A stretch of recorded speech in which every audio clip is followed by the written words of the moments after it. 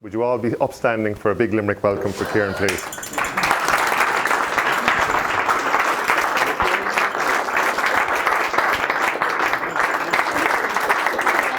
Welcome, Kieran. Thank you very much. Please sit down. That is embarrassing. So, Kieran, before we speak about Uber, would you share a little bit about yourself with us? You're 7 years in Ireland?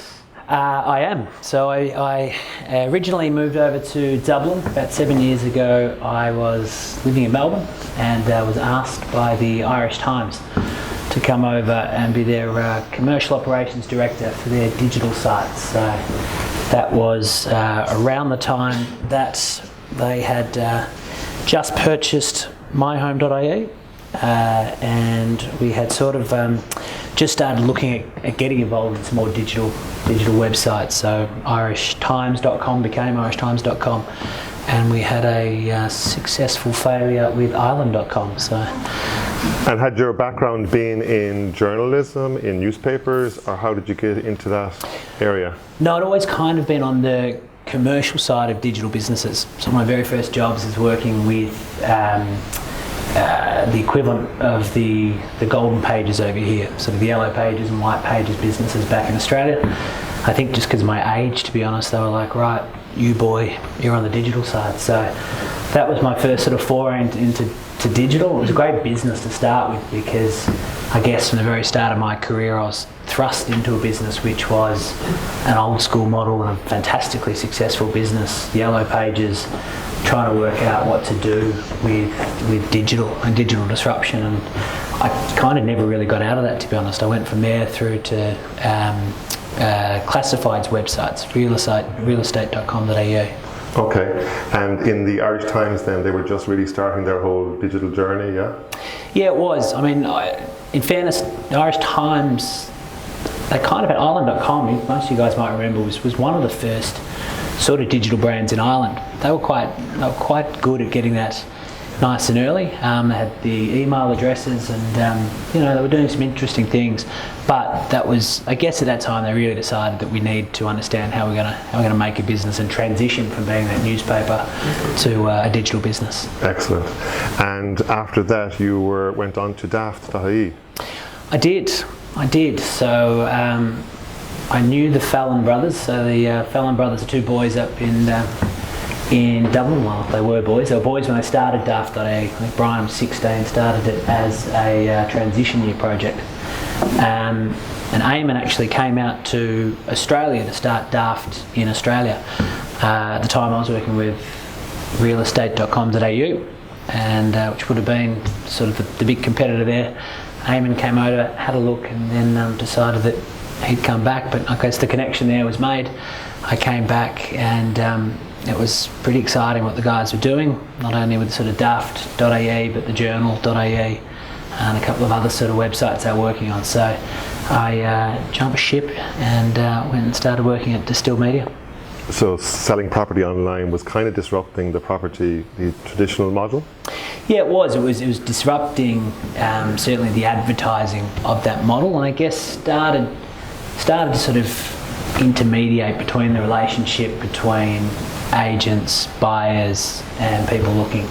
One of the powerful things I guess property sites did was once they got to that point where they had a lot of that content, once they reached that tipping point, they became much more than just sort of advertising notice boards. They became information hubs. So one of the things I guess I would have been involved with the Daft was building that Daft, the Daft report, the quarterly report, which I guess kind of took us from being a smallish brand known for Dublin rentals into a voice for the property market in Ireland. So and you saw a lot of that. You saw a lot of companies that started taking that data and working out what else they could do with it and how that positioned them in the marketplace.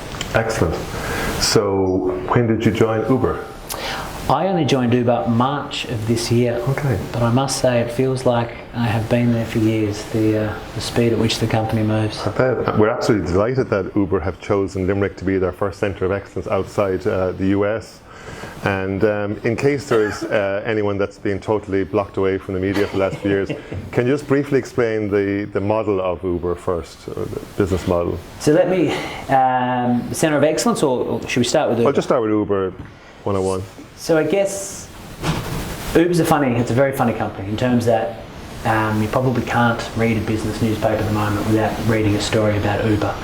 And a lot of the time everyone's asking, why am I hearing about this company over and over and over again? Most of the time people are talking about us, I guess, because we look like we're one of the fastest growing companies in the world at the moment. So we've been around for around 5 years. We're in over 360 cities operationally. We're in over 60 countries on 6 continents in 5 years. I mean, to put that in perspective, it took super brands like Coca-Cola and BP around 40 to 50 years to get that scale. I mean, that's a bit of an insight into the power of digital businesses now and the environment in which digital businesses operate. People are also a bit transfixed on our valuation. We're valued at the moment at $52 billion US. That's roughly the equivalent of Ford Motor Company and General Motors Motor Company.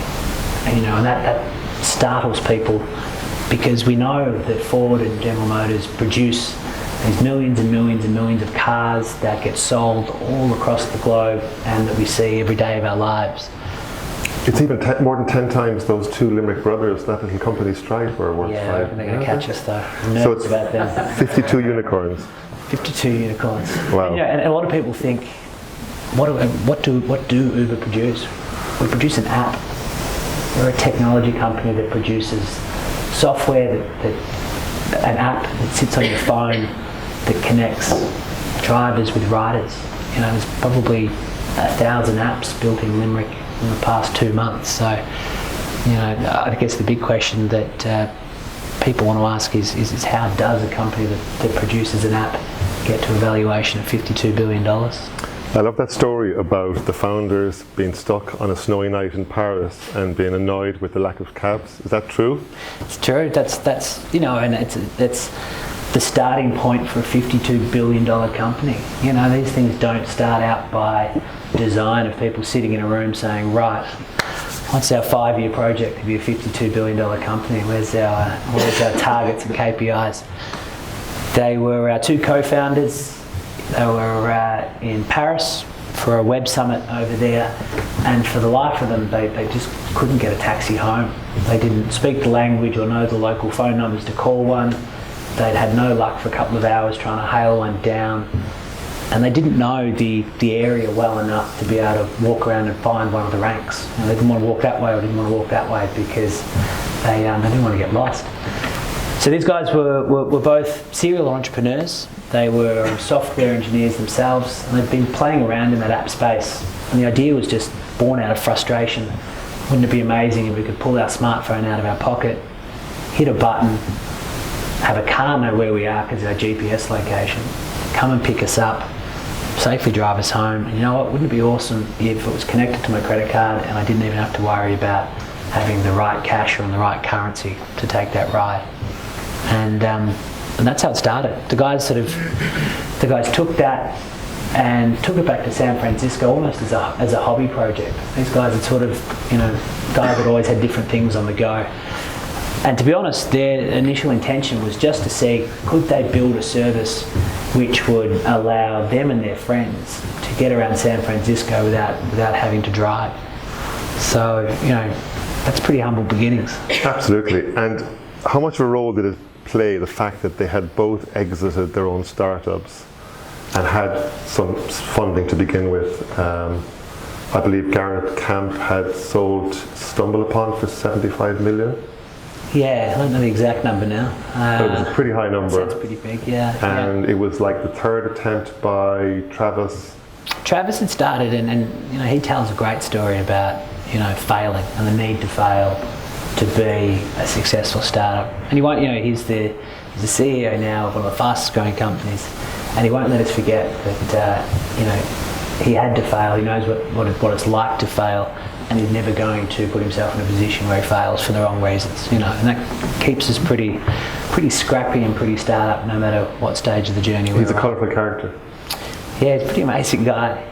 He reminds me a little bit of our Michael O'Leary in terms of being really passionate about the product, but sort of upsetting people a little bit with his forthrightness. He's someone that just tells it like it is, you know, and he's got a history of not only sort of starting up Uber, but being just the kind of guy that drew other startups around him. Like, he's passionate about startups, was before, you know, the success of Uber. He was just a guy that seemed to bring a lot of other like-minded people. Stories about people coming over his house and you know, jamming out for 3 days on ideas and, you know, what could we do? Like, he's a dreamer. I think he'd admitted himself he's a big dreamer, and he loved having other people's dreams and pointing them in the right direction. Excellent. So the product that it began with was a simple taxi app. Well, wasn't even taxi. So sorry. They came back to San Francisco and they were like, we want to run this service. How do we do the car side of things? So Garrett was the man that really went about building the app. Travis probably more of the sales guy out of the two. So it's his job to go and find out who was going to drive. And really important, this is kind of important for Uber, is that the first driver partners they went for were chauffeur drivers. And it was important because chauffeur drivers are pretty underutilised. Like, a chauffeur driver's day would be go out and pick up a client, drive the client to the meeting, and then they could sit around in their car for 3-4 hours, maybe the whole entire day, waiting for the client to come out of the meeting and take them back home.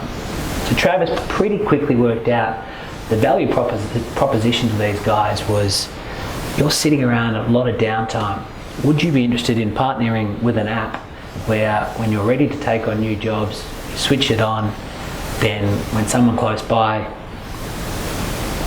connects or requests the trip, you get connected, you go to the trip, whenever you need to switch off and go back to doing your business, off you go and do that. And it was a really powerful sales proposition to these guys. They were like, fantastic. And that's how the business started up. And they kind of knew they had a business on their hands, I'd say within about 3 to 6 months, because they were inundated. About 3 months, and they tell great stories about, you know, they had friends, families, long lost cousins, people they'd gone to primary school with, all contacting them to say, I've seen this Uber app, I've heard you guys are behind it, how do I get access to it? Because it wasn't in a store. The guys had just sent it around to their friends saying, hey, if you want to get around San Francisco, check out this app. And you've got to remember, this is back in 2010. So there was that really kind of awesome moment for a lot of people when it was the first kind of time a lot of people had seen someone pull out an app, hit a button, and something actually happened in the real world. And this wasn't just like Facebook or Twitter, which, you know, was amazing content providers, but it was all online. So it's kind of the first time someone had seen an app and go, oh my God, did you actually just make a car arrive out in front of us in that time? And I think it's almost something we forget.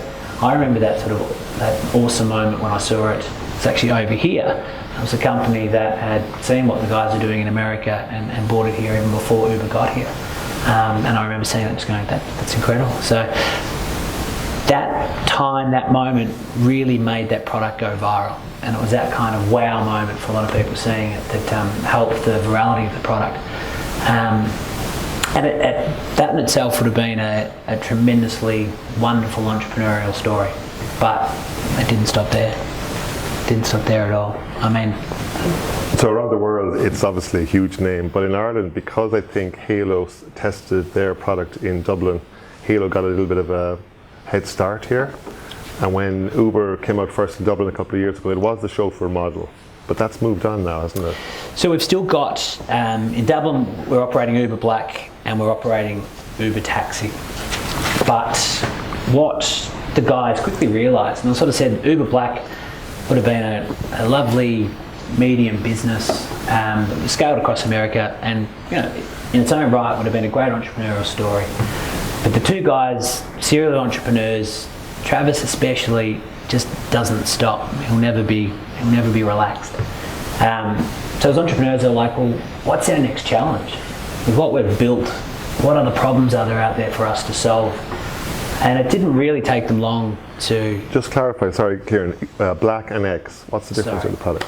So Uber Black is that chauffeur model, and Uber Taxi is just is a product to be able What's to... X then? So let me get to X. Okay, sorry. So what they saw, the challenge that they saw was, we've built a product that can connect us and our friends with the chauffeur drivers of San Francisco.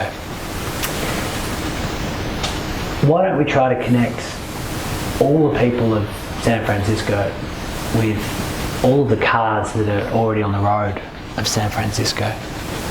And it's kind of a simple idea, but suddenly we had the technology to actually make this real. And this is that concept of ride sharing.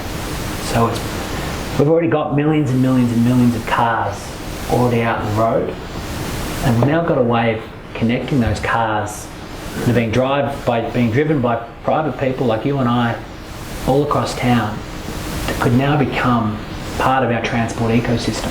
They can now become transport solutions, meaning that why not hire a ride and be able to get one of those thousands of cars coming up O'Connell Street to be able to drive me to where I want to be. When we think about that, Uber's ambition quickly became not just to be a more efficient, chauffeur service or a more efficient taxi service. Uber's ambition quickly became, how do we disrupt the need for people to own their own personal car? When you start thinking about what marketplace that is, that's pretty astonishing. How do we get to a point where we can actually say, I don't need to own my own car. In fact, I can rely on a service and pay as we go. We calculate that you only really use your car around 4% of the time. The rest of the time it's sitting out the front of your house, it's in a car park near work, or it's lost in some shopping centre mall somewhere.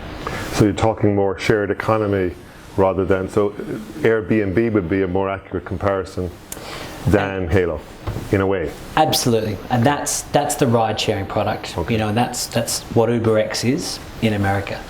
And the question we've asked ourselves is, why do we need, cars are expensive assets, expensive to be using 4% of the time. So why do we all need to own cars? And suddenly we've got this age in which we live in, where technology means that we can start connecting people who need trips with people who are in their cars and have spare seats in their cars. So when you open the app, you have a choice then that you're either looking to get a lift or to give a lift to somebody.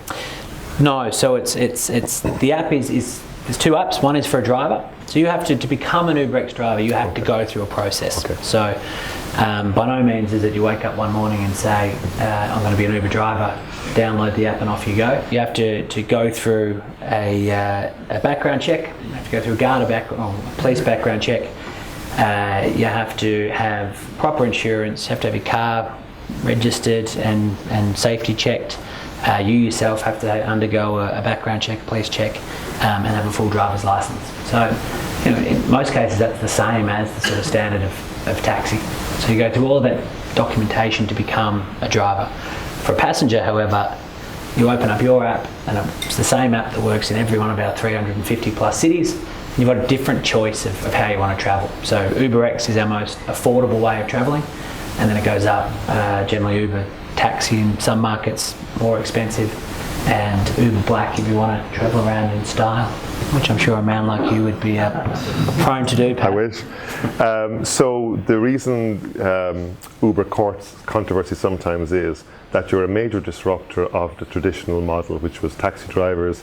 Like in Ireland, you paid 50,000 for a license. Now it's like 250 quid. But taxi drivers still have a sense maybe of entitlement for their badge or whatever it is, and that's completely changed. And the regulatory laws in the country, from country to country, change. So there's been resistance from that point of view. Yeah, and look, one of the things we haven't done well enough is articulated that ambition. So we always get pulled into this. It's taxi versus Uber narrative, and what we don't tell the story of enough, not clearly enough, is just that's not our ambition. Our ambition is for people not to have to own their own cars. And when you think about that, there's always going to be taxi and chauffeur, need for taxi and chauffeur drivers. Yeah. This is creating a new market though of all of those trips that used to happen in your own personal cars. But people are making a decision that it's cheap enough for me now and reliable enough for me that I don't need to invest the money in owning my car. I'll actually just pay as I go, and that's that shared economy model. So the market we're actually building, and to give you an example, in San Francisco, what they call the ground transportation market in San Francisco, 5 years ago when we first started off, that's actually now grown 5 times. So the whole pie of people paying for trips around town has grown 5 times. In the same sense, taxi hasn't died. What creates the controversy? It's not actually the drivers. It's not that they see that their trips fall off a cliff. What creates a controversy is the markets where, as you mentioned, there are things like medallions or things like where you pay for your plates. And so controversy there kicks off with, there are people that have been in a regulatory environment where they have had to pay, sometimes up to, in New York it was $1 million per license. In Australia, in Melbourne, where I grew up, it is $250,000 to get a taxi plate. Now, that's the business that gets impacted when Uber comes in the market. It's not the trips, because people still, these things will always take a long time. No market have we ever rolled into with UberX or ride sharing has taxis being gone within 1 year, 2 year, 3 year. It's still there. San Francisco, in that 5 years, the number of taxi trips, I think in San Francisco, has only dropped by around 10%. And we'd argue that there's actually a lot of people that used to be taxi drivers that actually come across to the Uber platform or one of our competitive platforms. So it's really about growing that full pie. But the controversy comes from people who have invested that money in the plates, and that's, we understand that is where they've invested, life savings, that's their kind of retirement fund that they're seeing the value of quickly whittling down.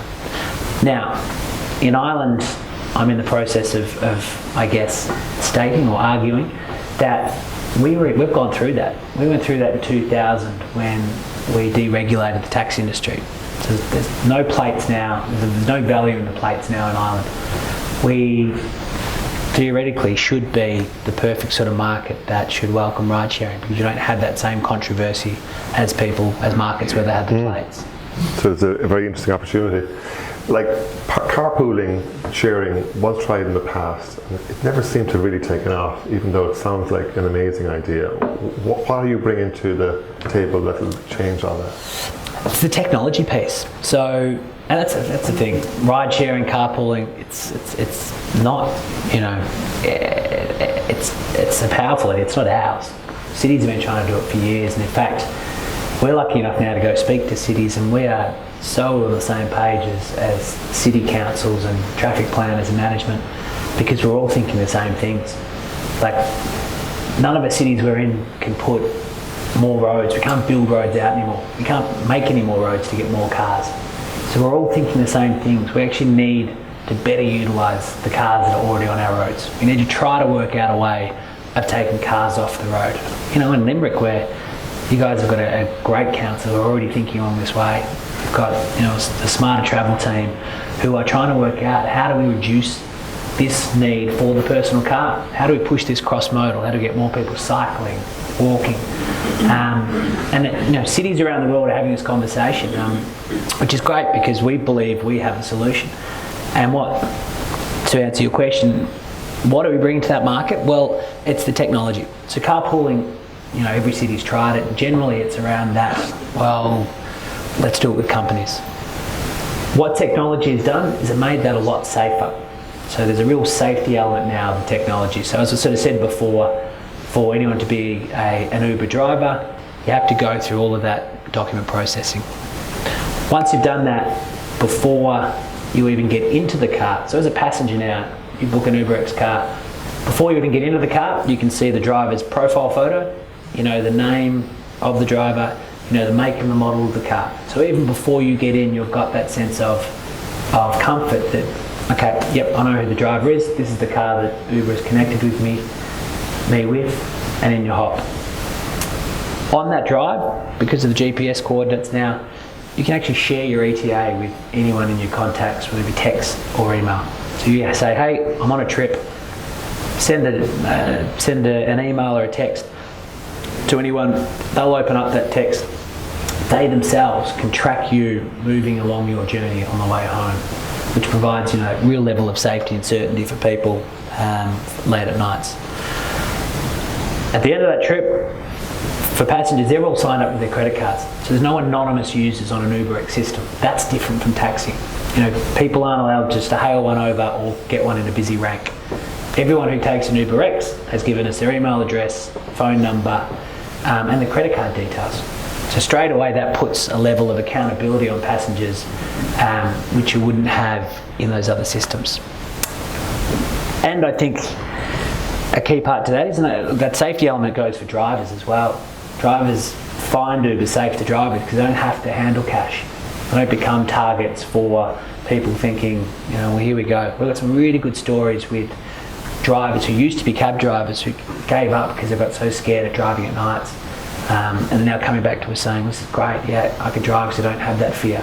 No one does a runner on me anymore because Uber guarantees me that every passenger I take has a valid credit card and the job's going to be paid. So you can get out of the car and run off as fast as you like. I'll shut the door and drive off happy. Fantastic. You're making big inroads into India and China, is that right, at the moment?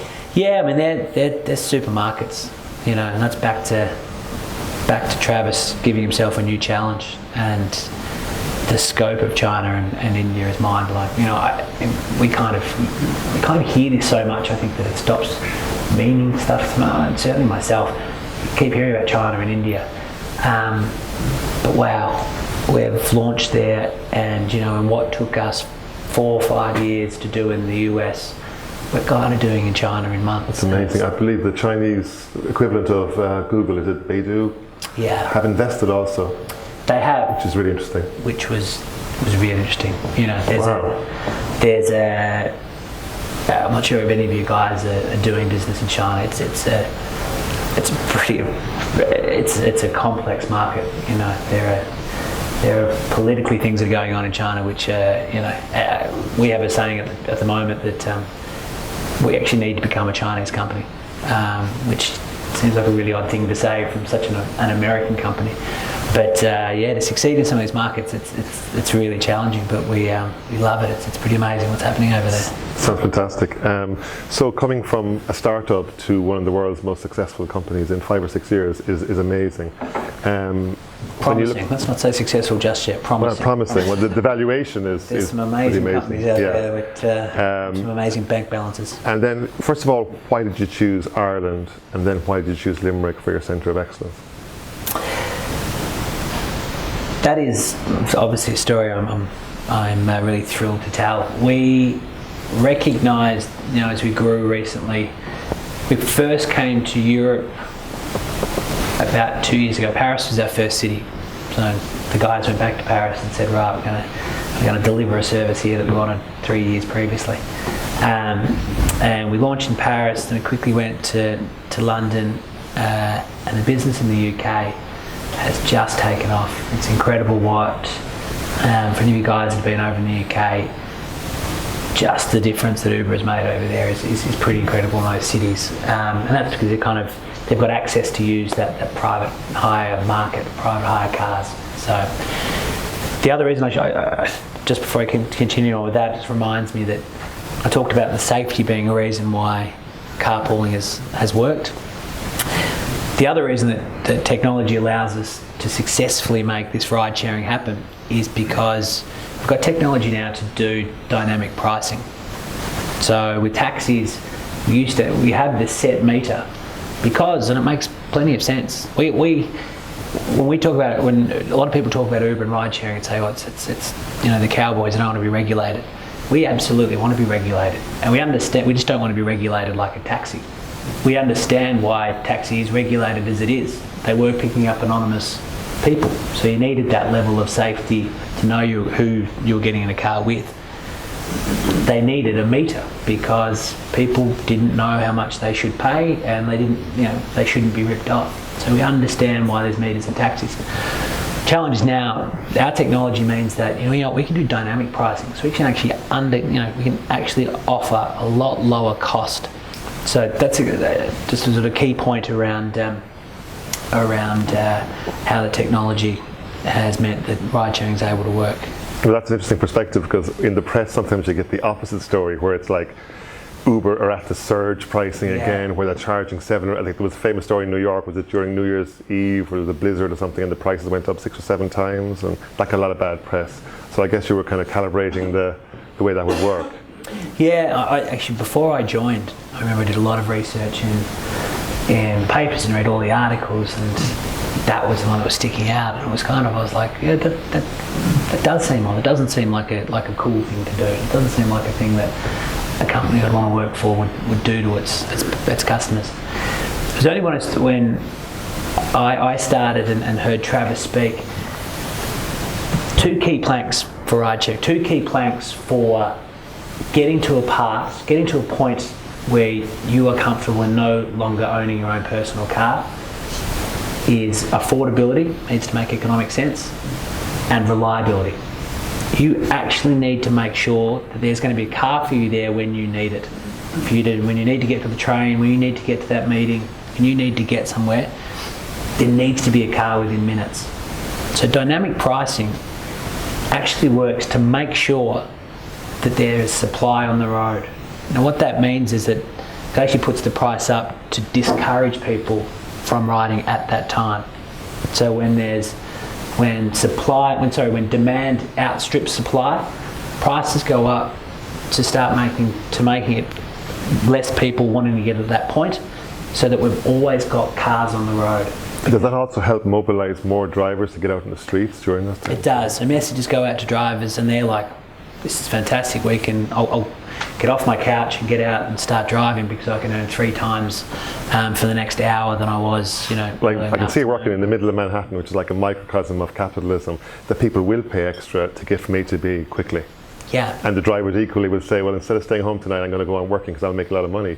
And I know Travis has quoted that a Uber driver can make like an average of $90,000 a year compared to $35,000 for a traditional taxi driver. So there are a lot of sort of myths about the whole thing, Yeah. I mean, look, we have 1.1 million active partner drivers on the Uber platform. And I think when we say active, they've done 4 trips in the past month. That's huge. This is what I'm saying at the moment in an island context, is this is not theoretical anymore. It's not just an academic concept. Like, ride sharing is actually taking off in cities all around the world. 1.1 million. That's basically every person you meet in Dublin has signed up and is riding on the ride share. It's a lot of people. And it does, what we're seeing is that it's actually bringing some amazing different stories. There's no one Uber driver that's alike. I've got some great stories about retirees that want to earn some extra money. I've got people who are fully unemployed that have come to it as a full-time job, and we're seeing that specifically in England. England, we are seeing a huge rapid rise in the amount of jobs being created for private hire vehicle drivers. It's become a real industry in the last 2 years. But we're seeing some great stories about people who are stay-at-home mums and dads who just want to supplement their family income by using their car to drive their fellow citizens around when their kids are at school. We're seeing Uber Military, one of the programs we run in the US. So return service people come back until they get on their feet. We invite them to join the Uber program or the platform, and they're driving around and adding either as a full employment or as part employment. And has the fact that so many international American tech companies, particularly located in Ireland as their EMEA headquarters, did that help with Uber's decision of coming to Ireland? I think the narrative helps. I think there's that level of safety. You know what I mean? I think it works in so many things in life. When you've seen so many companies do it, you go, okay, that must be kind of right for us. But to be honest, we didn't really look at Dublin too much. when we looked at the Centre of Excellence, so just in case, just to sort of separate the operational business in terms of getting cars out on the road versus the Centre of Excellence here. Centre of Excellence is our customer support service. So it is the channel for solving all the problems of both of our communities, our driver partners and our passengers. Centre of Excellence though is serving not just Ireland, it's serving all of Europe, Middle East and Africa. So the guys here, they were the first Centre of Excellence outside America, and it's a big job. Like I'm thrilled, because when you start thinking about the opportunity here in Limerick, the more that Uber brand grows across Europe, the more we grow in countries like Germany, France, Spain, like massive markets, the more valuable and the bigger we're going to need to get here in Limerick. So, you know, it's exciting. We're delighted you chose Limerick. What helped them with that decision? I don't think I'm speaking out of school when I say this. I was really lucky to be part of, I guess, a pitch, and the way it worked was that obviously we said we need a Centre of Excellence outside the States because of time differences, and because we've got such growing business in this region that it needs its own centre. So the process was really that, you know, obviously every GM of a country shot their hand up in the air and said, I'll happily host a Centre of Excellence and take the jobs that come with that and the associated press. So we're all sticking up our hands trying to get noticed to be the Centre of Excellence. I was lucky enough then to be involved in all the pitches in Ireland, and of course we sort of then chaperoned a team of the US guys who are purely that sort of what we call community operations managers, chaperoned them around to look at the different places. And the pitch we got from Limerick was by far outstanding. That's not just me saying it, who was so eager to bring it to Ireland, but from the guys in the US as well. They were just said, and I think, you know, the first contact we had was, it was a dinner with, at the time, I didn't really know why we'd done this. We'd gotten on to John Moran, who had a connection to one of our very senior guys, and so they had said, Kieran, meet John, whilst you're down there, John might show you around. John was like, yep, I'm going to organise a dinner. And at the dinner was John, representatives from UL, there was Barry O'Sullivan down the back there. We had some other people from all different aspects of Limerick. And to be honest, we sat down and we thought, this is an unusual representation, it's unusual.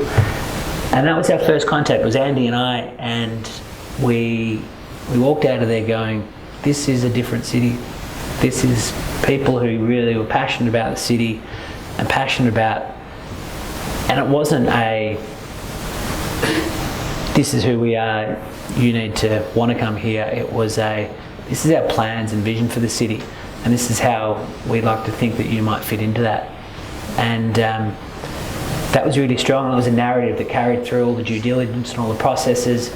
We sort of met Con and Con's executive team, and it was exciting. We really got caught up in the excitement of saying, you know, this is a city that is starting to design itself. This is a city that's starting to think we're going to do some exciting things. They've put themselves in a position where, you know, they've got the land, they've got some building sites now where they can make some really cool decisions and some serious decisions about, let's make this a student quarter, let's try to make this a business hub. And they opened that up to us, and we said we'd love to be part of that. We want to be part of the city in which we operate. One of the strong themes that comes from Travis is that we want to celebrate the city. That's a big cultural value. We want to be part of the city, and we want to be represented by the sons and daughters of that city. So fantastic. And you originally announced that there'll be 300 jobs, and that was up to 400 last week, I believe, which is great news. Upped by the Minister, thanks Minister, and no pressure. And Nick, and Nick's wonderful Limerick Leader article. Wasn't meant to be an official announcement. Okay. It had been, look, it had been a conversation we'd been having. I mean, and to be honest with you, we'd much prefer to be patting ourselves on the back when we get that 300th person in the door first before we start congratulating ourselves for announcing 400. So that's definitely our focus. But as I sort of alluded to before, the rate that our business is growing in Europe is only going to impact the rate that we grow here in Limerick. And that conversation with the minister came about because of genuine enthusiasm that the business had been hearing and receiving about the quality of candidate we're finding here, the rate we're scaling up here. We had targets for sort of supporting cities at a time and sort of moving those over in tranches so they could be supported by the Centre of Excellence here, and that's well ahead of schedule. Fantastic. That's great. We've another half an hour of networking after this, which is often the best part of the night. But just a couple of quick things before I thank Kieran for fantastic fireside chat. I think you have brought up so many interesting topics and issues that I think it's been most entertaining. I'm delighted to have brought Startup Grind to Limerick, and I couldn't do this without support of a few. Well, first of all, it's the largest startup community in the world. And I'm helping build a community in Limerick, a startup community, and I couldn't do this without the help of sponsors, and they're all sort of practically helping startups. And I'd just like to point out a few people in the audience if you want to interact with them. Bank of Ireland, Sean Barley, if any financial needs, Bank of Ireland are really supporting startups in Ireland at the moment, so Sean is there at the back of the room. CPL Recruitment, Graham Burns here. Lava Suez has kindly joined us as a sponsor as well. So if you're looking to hire talent or you're looking to change jobs, Graham's your man. And finally, Hugh and Michael Tiernan of Tiernan Properties, who own Arthur's Quay, have some very affordable office accommodation for startups right in the city centre, very near Uber. So let's all work together and support each other. And just finally, to go through the 3 core values of Startup Grind, we believe in making friends, not contacts, in giving, not taking, and in helping others before helping ourselves. So it's very Silicon Valley stuff, but I look forward to our next event where we're having a local entrepreneur, Martina Skelly, whose startup is Yellow Schedule. She's really making traction, and she'll be here next month. I'll send you out all details of that, and I hope you continue to support us every month. So all left to be done is to thank Kieran for a fantastic chat, and for joining us.